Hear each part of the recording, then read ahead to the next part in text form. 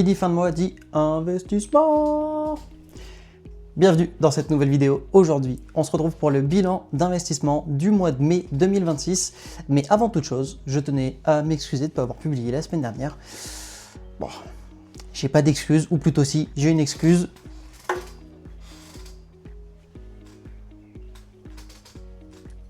J'ai fait un marathon.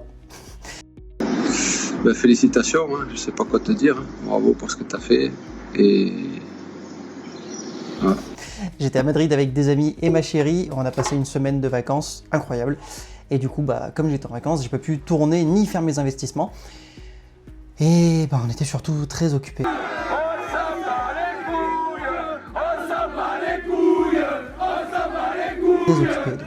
Voilà, je tenais à m'excuser d'abord pour ça. On revient tout de suite au sujet de la vidéo. C'est parti. Pop, pop, pop. Minute. Si tu découvres ma chaîne à travers cette vidéo, déjà, merci. Et surtout, tu vois la petite barre en bas là? On n'est qu'à 61% des 100% pour avoir les 100 abonnés avant les 6 mois de la chaîne. Alors, pour m'aider à atteindre cet objectif, petit bouton s'abonner, on y va, c'est parti, ça coûte rien à toi, ça me coûte rien à moi, mais surtout, ça booste la chaîne, alors n'hésite pas. Bon, et on est sur le petit PEA de chez Boursobank. On peut voir hein, la plus-value en ce moment, le détroit d'Ormuz, la guerre, tout ça. C'est petite crise, hein, mais vraiment petite, parce que bon, voilà, hein, on n'est pas plein. Bref, ici, on peut voir par contre que mon solde d'espèces est bien arrivé. Il y a les 150 €, encore une fois, que je mets tous les mois sur mon PEA en cette année de 2026, plus les 31 et quelques du mois dernier que j'ai pas investi, parce que j'ai pas fait un calcul très savant et que voilà, je me suis planté. Donc du coup, c'est pas grave, on va les investir ce mois-ci.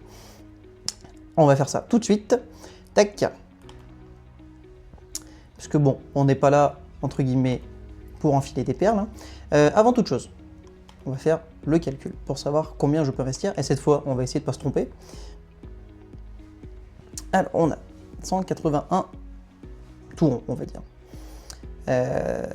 Et on va mettre une part à 31, donc divisé par 31, ça fait 5,88, 5,83. C'est chiant. C'est pas grave, on va prendre 5 parts encore une fois, hein, tant pis. Tac. 5 parts. J'essaye 6, 185, ça marchera pas. Donc on va prendre 5 parts, et encore une fois, de l'ETF S&P 500. Je le redis, j'investis sur le S&P 500 parce que j'ai une forte confiance dans le marché américain. Certes, ça a été le leader de ces 20 dernières années et les performances passées ne présagent pas des performances futures, mais j'espère, et du moins je pense, que ça sera le cas encore par la suite. Donc, S&P 500. Du coup, tac, on passe l'ordre, comme d'habitude, au marché. Voilà, on perd pas plus de temps. Hein. Valider. Le montant minimum pour cet achat est de 200 €. Alors ça, c'est embêtant. Ça, c'est très embêtant. Comment je vais faire? Je ne sais pas. On va voir le guide des ordres.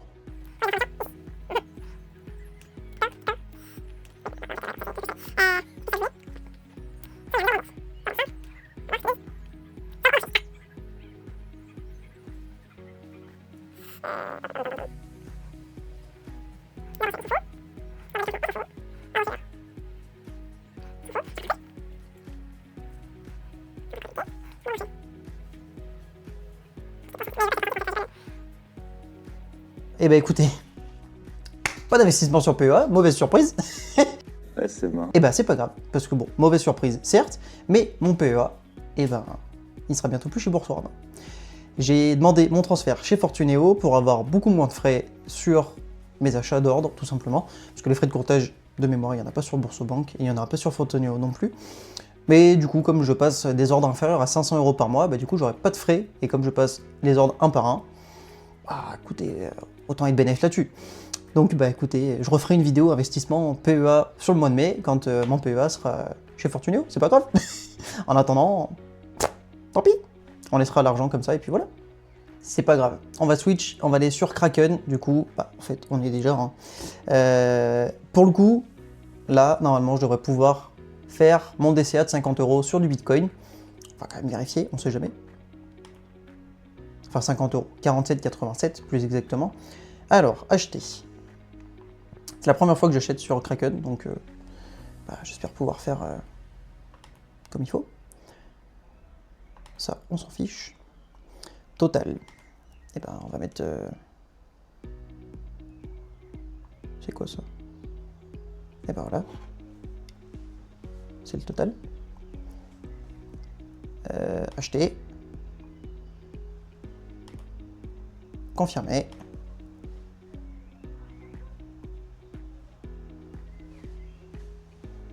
C'est tout? Ça y est, c'est fait? Ah oui, mon solde Bitcoin a changé, mon solde d'euro a changé. Et ben c'est parfait. Où est-ce qu'on le voit? Là. Principal, non. J'ai l'impression de découvrir la plateforme en même temps.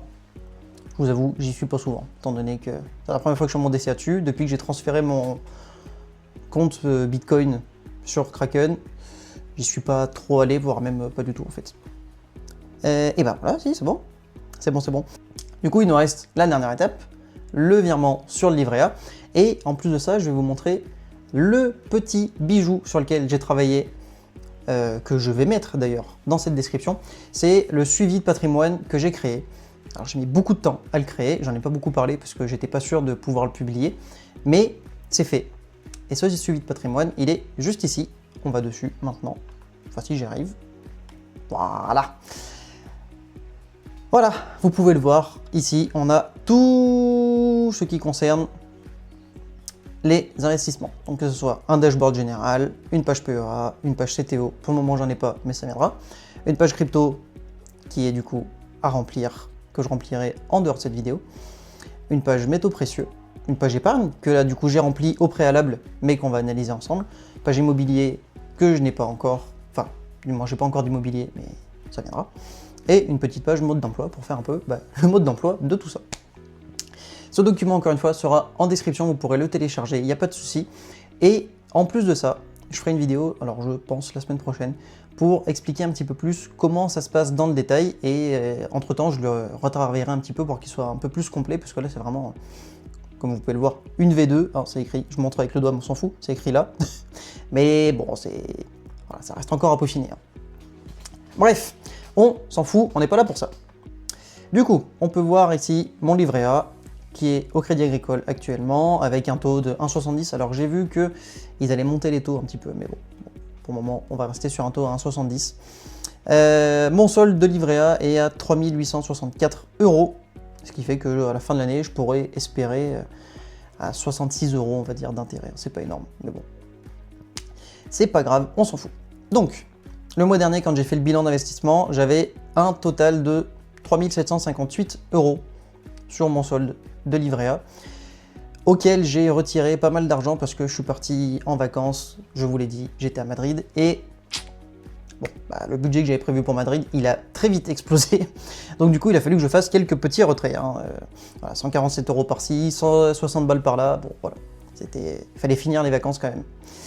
Donc du coup, ce qui fait que j'ai déposé pas mal d'argent, on peut le voir ici, là, 3 950 presque.